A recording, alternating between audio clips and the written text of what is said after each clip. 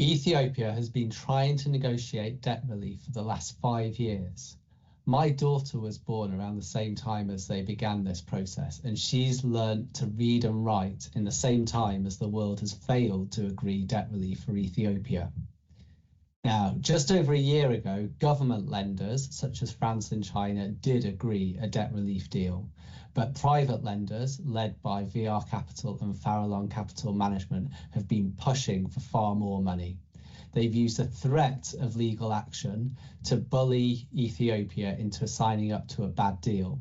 France and China said that the deal was a bad deal and that Ethiopia needed to renegotiate it. In response, the private lenders have said they're now going to sue Ethiopia in the UK for even more money, pushing for even higher profits. This situation is particularly difficult for Ethiopia because they're caught between a rock and a hard place. The threat of legal action has pushed them into a bad deal, but France and China have rightly recognised it is a bad deal and so won't sign off on it. So Ethiopia is trapped in the middle. The one country that can help them out is the UK. Ethiopia's debts are governed by English law, which means the UK could pass a law to say that no creditor can sue for more than other creditors. Ethiopia is being sued in London because its debts are governed by English law, and this is not unusual.